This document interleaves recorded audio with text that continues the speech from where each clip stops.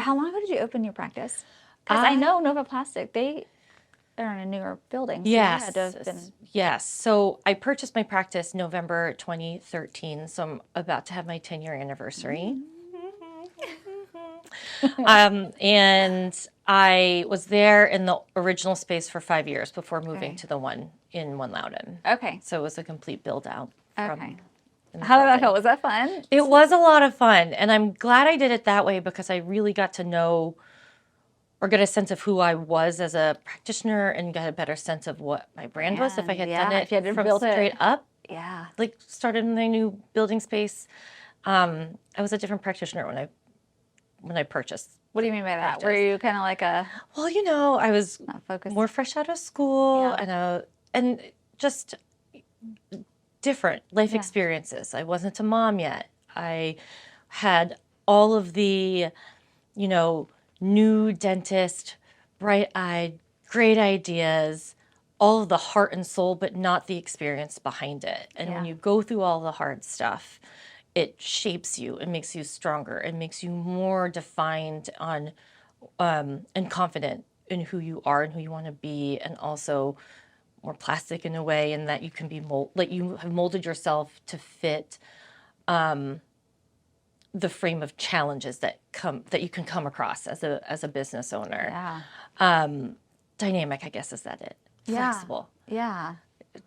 And that helps me. So when I built my new space in One Loudoun, right there in the office park, I really chose it purposely because there's a lot of windows, and I wanted to bring a lot of light into it. You know, I think when you are such a relationship-based practice and business like I am, or my team and I are, you realize that a lot of people can often be closed in, and that oftentimes, like, we just need a little bit more sunlight to come into our lives. And I just wanted that to permeate. So it feels light, it feels airy, and that's what we bring, myself and my team, to dentistry. Like, what? Like, that doesn't make any sense. Dentistry is scary. Dentistry are weird smells, weird sounds, really anxiety. Laughing gas, that's not so funny. Laughing gas, not so funny. Hard to work around as a dentist. So it's just having been able to go through at least 4 or 5 years of practice and growing professionally, clinically, personally, in my original space, which was like dark and in a basement, and just didn't exude me. Like, I paid attention a lot more to how a space can lend to a feeling of trust and comfort and safety, which is important. Yeah. When you are choosing a dentist or a healthcare practitioner, or anywhere where you are going to be laid back and pretty vulnerable. For a lot of people, it's a vulnerable space. You're laying there with your mouth open. Mouth open. And like a lot of people have had like super traumatic experiences in dentistry, right? That fear of being judged, that the embarrassment if you haven't been great with it, or just knowing that our mouths and our teeth can tell stories and health histories. Yeah. We care for patients with cancer who have been in car accidents, who've had, you know, health issues and eating disorders. And a lot of those show up in our mouths. Yeah. And a lot of people come with all of these vulnerabilities. And it was really important to me that I created a space that was home for patients, because it reflected us. If I had a space that was really clinical, very sterile, because a lot of places can be sterile and super modern, then that's it. But you also don't want to be like, hey, you've just rolled up and this is my living room. Like, you don't want to be that either. So it was a fun type of thing. You know, it's funny because right when you walked in, Will was like, you smell good. Yes. You're like, awesome, because I'm working on that for my brand. Yes. And I've never heard that before in terms of the smell concept aspect of a brand. Yes. Explain a little bit more on that. Well, if you can think about how the olfactory senses can play such a role in memory, in comfort. We all do things with aromatherapy. We all, I'm really big into essential oils. Big shout out to my doTERRA peeps there. But it can help heighten an experience. It could also create more anxiety. So for me, I wanted to work on, okay, like, what's part of the experience when patients walk into the practice? Also, for me, I want to be like, okay, how do I smell? Like, that sounds weird, but don't smell me. But like, when I walk into the room, like, if I can have some sort of hint of like a sense, like a signature sense, so to speak, that is comforting, that might invoke a memory of a warm time, a comforting time, rather than just smelling like tooth dust or hand sanitizer.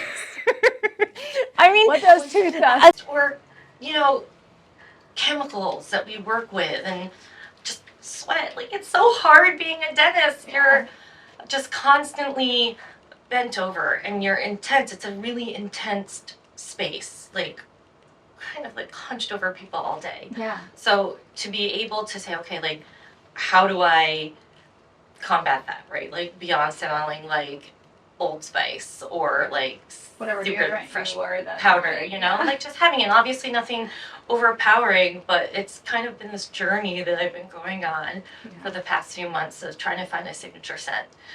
Did somebody tell you about this, or did you just think of it like as you were? I will have to give the credit to a couple of patients of mine.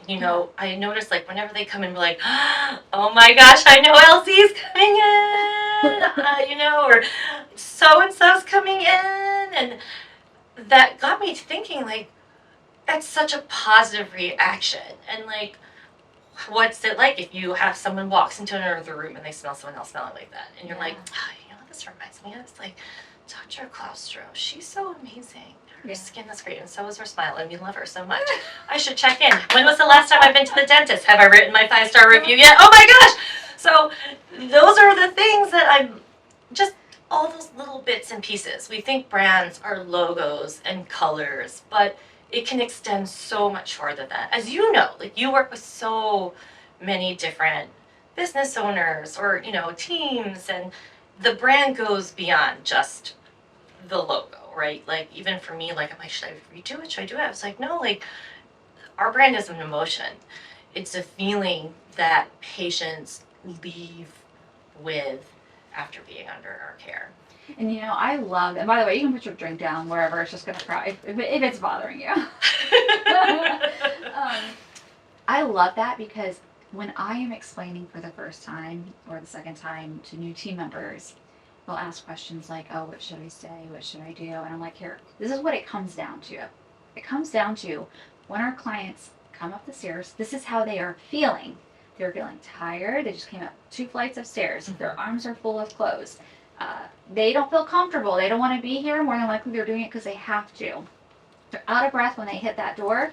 So what they need to feel is reassured, not embarrassed because they're out of breath, comforted, and that they're at the right place. So as they're coming up the stairs, we need to be greeting them by name so they're like, oh, thank God this is the right place. I'm not in the wrong place. I just came all these stairs. So always approaching every relationship or every experience, especially for the first time, in the mindset of, how do I want them to feel? And then you can walk backwards from that. Right. And it sounds like that's what you do. I want them to feel a certain way, so I'm going to hit all the senses and all of the touch points of this experience to reaffirm that emotion. Emotion. To feel. Yeah. Like the feeling, the mood. I want people to do that. Because that's when you can it helps bridge the gap between just like, for trust, right? On first meeting or second meeting or third meeting or 100th meeting, like, trust, when you sense it, right? It's not just like, hello. Yeah. I'm a Joanna Claustro, DMD. I have all these extra letters behind my name. Like, that doesn't do anything. Like, really. The credentials are the credentials. My experience, I can talk about them.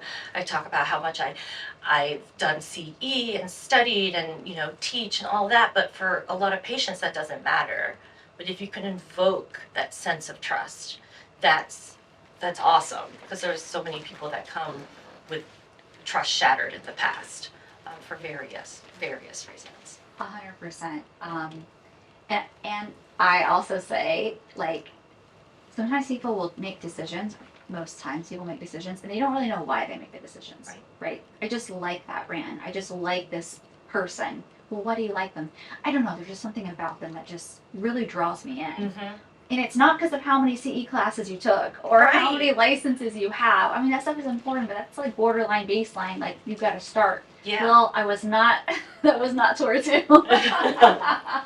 That's not why somebody chooses you or works with you, right? Yeah, that's the foundation. That's the foundation. You have to have that. Yeah. To even have that opportunity, chance. But then from there, it's like, yeah, how did you make them feel? Were you listening?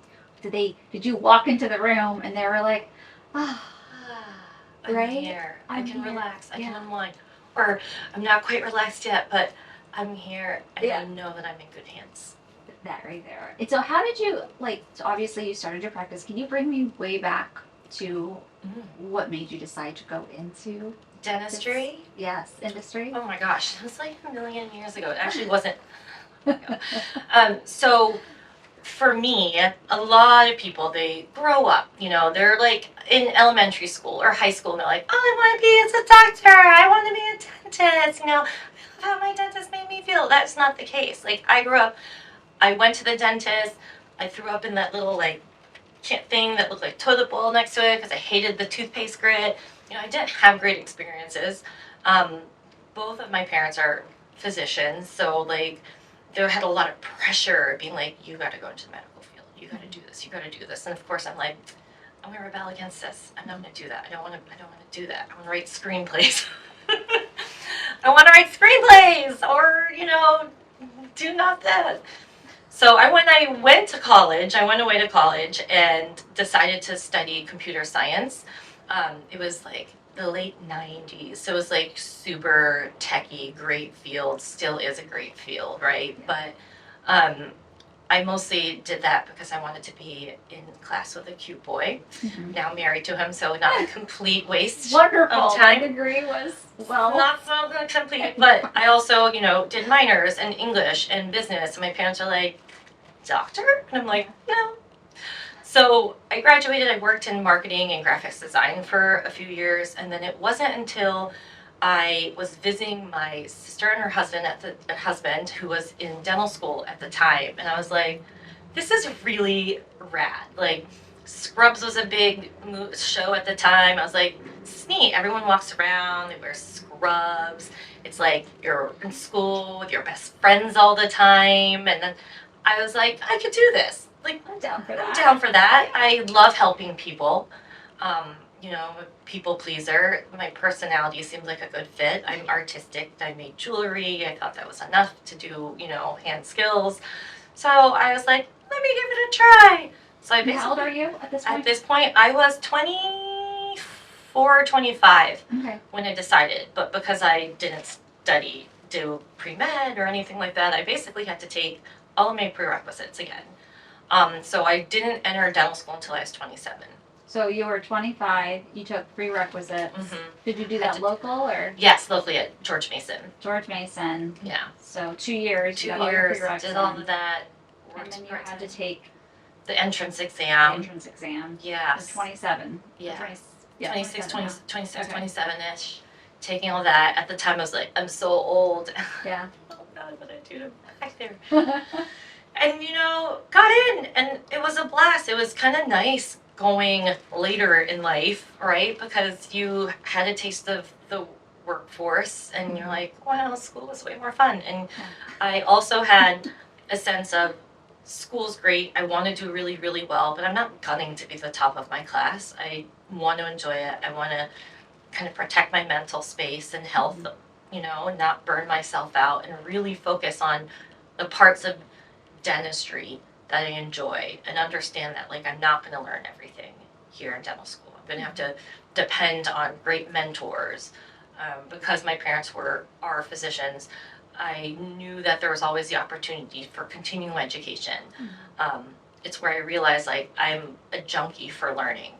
I love learning. I love challenging myself, and it's like, oh, just do it, and it was great. So I think if I had gone into any sort of professional program or grad school program straight out of college, it wouldn't have been the right move for me because I didn't really know what was really my true passion or strengths. And you still don't know. I'm still learning, but I think when you're, for me, when I was right out of it, I didn't know.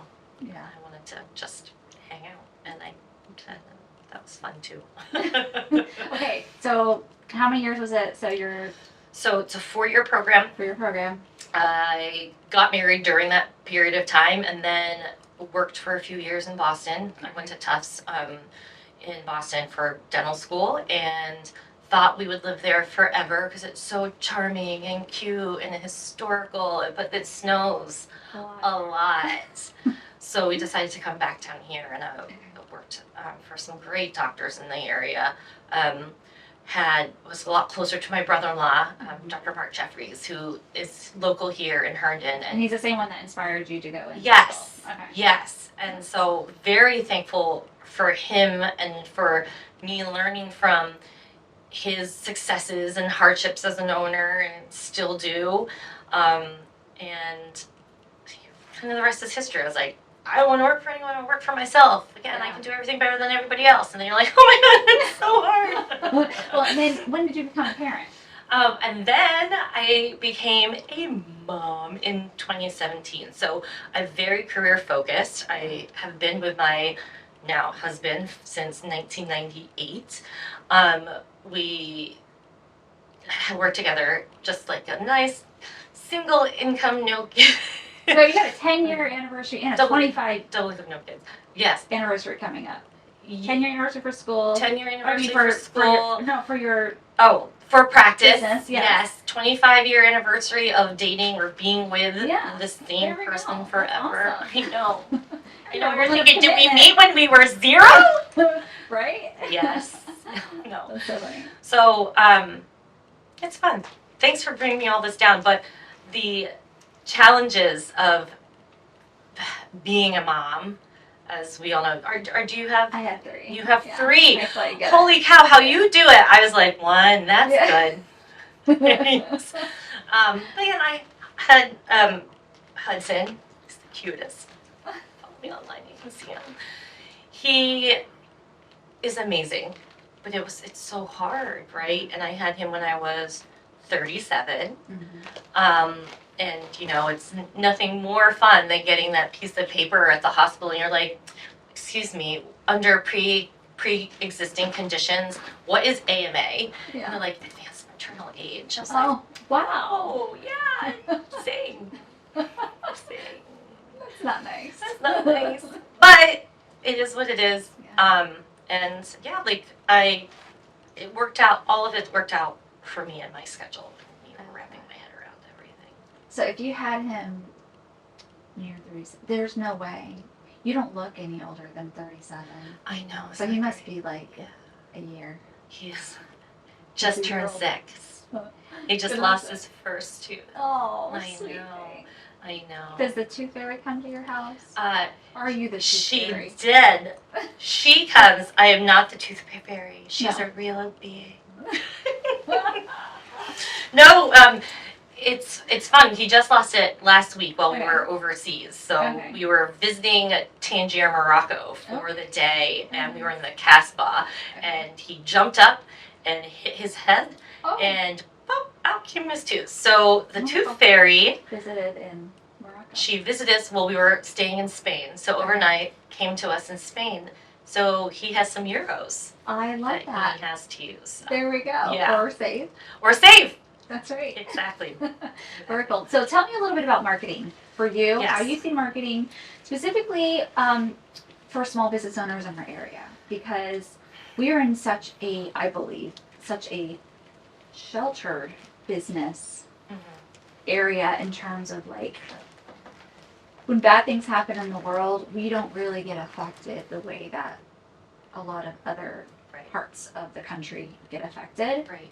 But nonetheless, it still affects us. Right. So how are you looking at marketing for your practice, for your patients over the next, now to the next 5-10 years? You know, it's it's funny, since I had a marketing background beforehand, when I first set out to be a business owner here and own my practice in Loudoun County, I was like, I'm going to have to depend on magazines, because that's what I did. Like, I did advertising for magazines. I have to have all of these glossy pamphlets that I hang out, and I have to do all of these things. But that doesn't necessarily, wasn't really resonate. It helps me in the beginning to have all that, because you have to establish your brand. And now I think there is a lot stronger value in being present in social media, Yeah. being present online. Yeah. But And you do such a good job. Thank you. But doing it genuinely. Yeah. So a lot of people are like, oh my gosh, who does your social media marketing? Who does that? I'm like, me. I do. I do it. I'm sometimes in the shower with my phone, like, middle of the night, wake up, I'm an insomniac, like 2 a.m. My team's like, what are you doing? Why did you post it at 2 a.m.? I was like, because that's when I was awake. Yeah. But just genuinely being me. And so for other business owners, be yourself with your team and with your audience of prospective What does that mean, clients. be yourself? Because that's such a be authentic. Be authentic.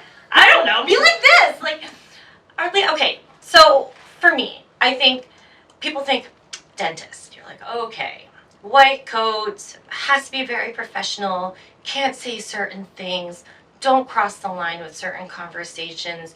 You are professional. You are separate from them. Your patients. There's you and there's space. Yeah. You don't cross the line. But then I feel like that would force me to feel like a robot. I'm a human. Yeah. I'm a human treating humans.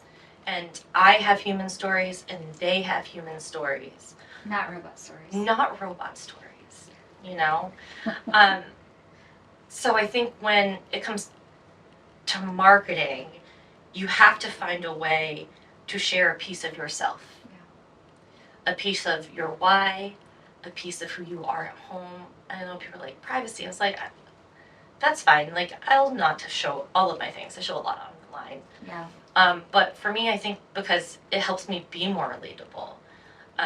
It helps me reach out to the group of patients, clients, people who need to be cared for emotionally as well as physically, because I know that's my strong point. I know that's where I can really help patients feel more comfortable.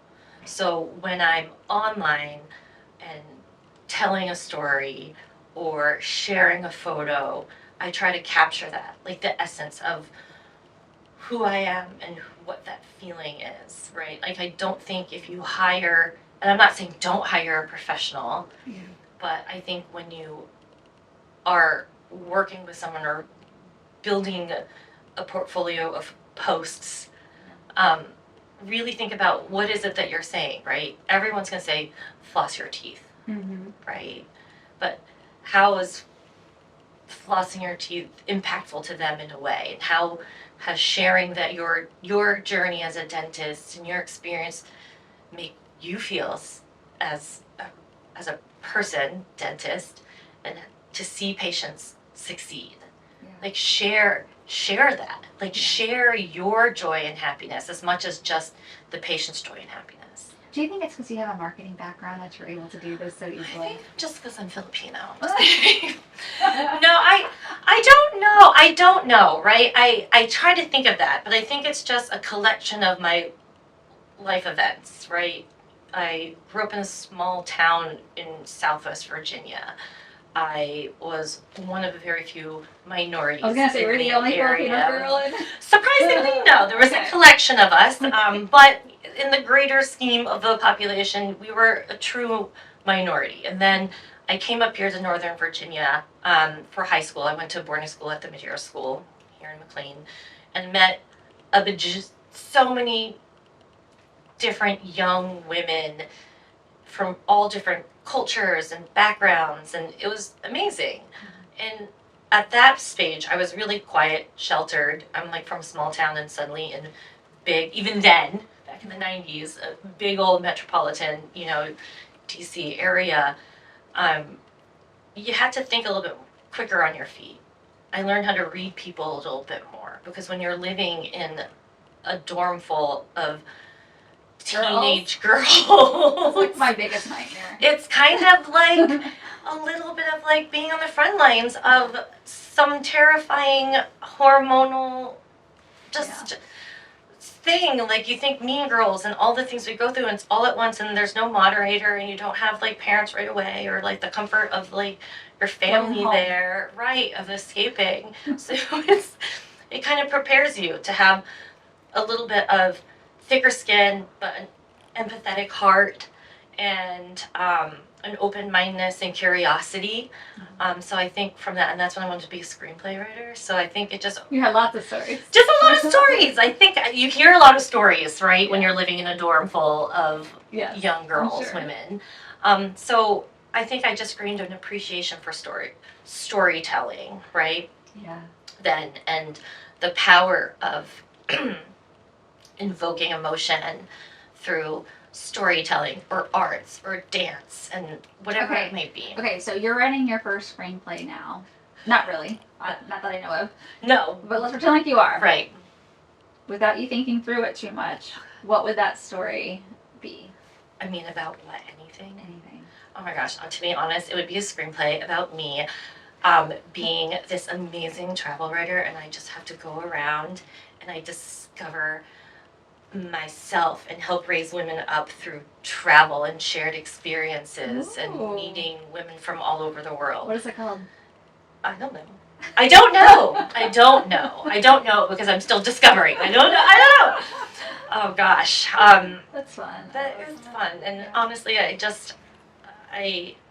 joke with my husband. I was like, let's just, I'm working so hard now. I'm working so I can wander, right?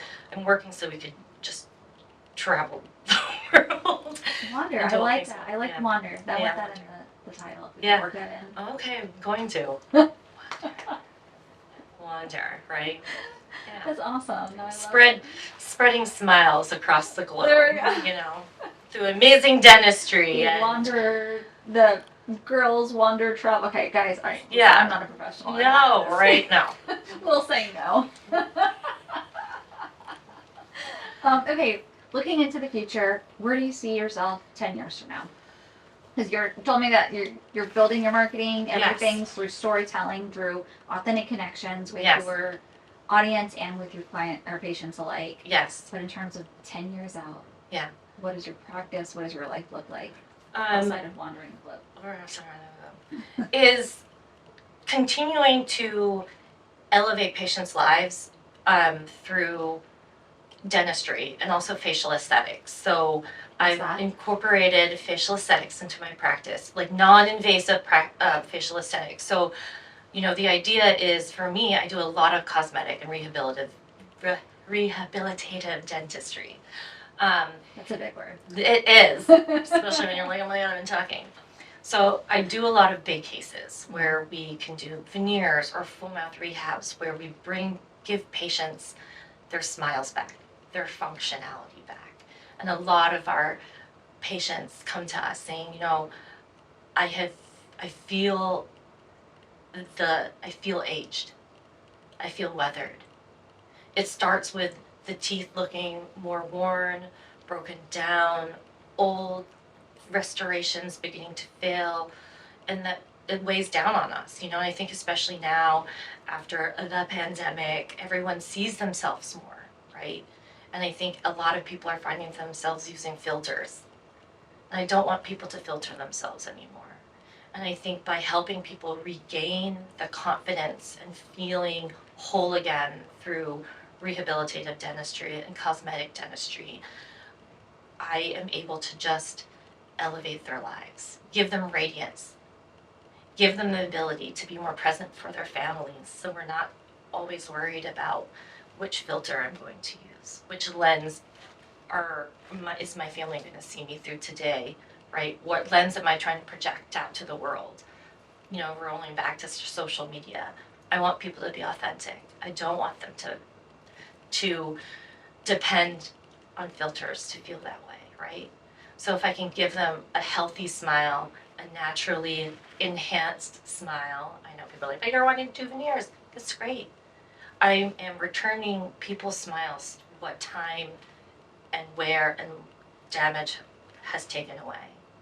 And with the facial aesthetics piece, you bring the smile back to life. I think there's such an amazing opportunity to help frame that smile with healthy, radiant skin. There's so many of us in our 40s who feel weathered. But we still feel young, right? We're still living our best lives, right? Like, I'm dancing around to like NSYNC in my, kitchen. I'm still in my mind going to clubs, but my skin makes me realize I'm not. But I have some amazing machines at my office that don't require any needles or, injections, and we can just help promote your own body, your own cells, your own fibroblasts to rebuild the collagen that we've lost, to retain the glow. And so it's not just teeth, it's skin. It's skin. Okay, cool. It's your whole face. Okay. Right? It's how we enter the room. Yeah. It's what you do. It's the portrait that we put forth for patients, right? In real life. But in real life. But in IRL. There we go. In real life. Hashtag no filters. I love that you're, so charmingly asked how old I was, and this could be more than 20, but I feel that. Yeah. I honestly, since using, we do this one photo facial called the Clear Lift. It's pain-free. It literally takes 15 minutes, but it just makes you feel radiant. And like, I've been paying better attention to my skincare process. So look, I'm like skin, scent, my outfits I've been working on because I'm in scrubs all the time. Right. But when you are beginning to enter that realm of your 40s and perimenopause and your hair's falling out and you're stressed out all the time because you're a business owner and a mom and a manager of a household and just a regular old human being, that weather can weigh on you. Yeah.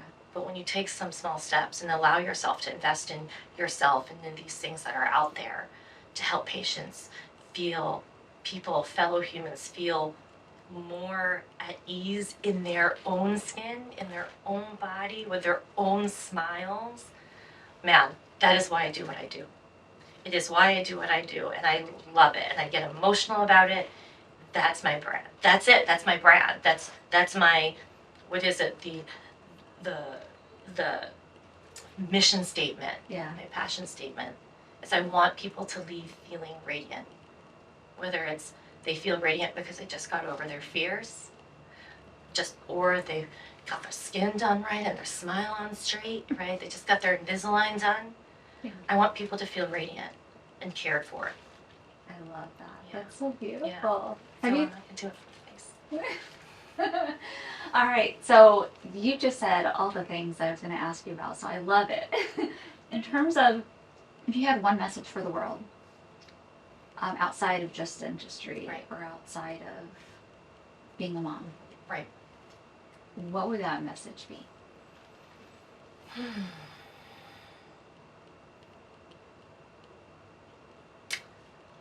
One message outside of dentistry, not being home. Show yourself grace. Show yourself grace. I think we are all very hard on ourselves.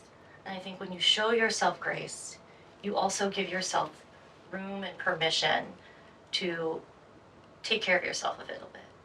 To maybe invest the extra time to do your hair in the morning. I could have invested about 10 more minutes so I wasn't late today. You will give yourself space to not feel guilty if you miss something of your kids, or pull them out of school for 10 days to go on a trip, right? You say, this is part of my human experience, and it is. Hard days, failures. It's all part of it. Show yourself grace. It's okay to not be perfect. it's okay to let that filter down and just be. So I think that's part of it. That's my message. I love it. That's perfect. Thank you so much for being You a were guest so on this podcast. welcome. Yeah, this was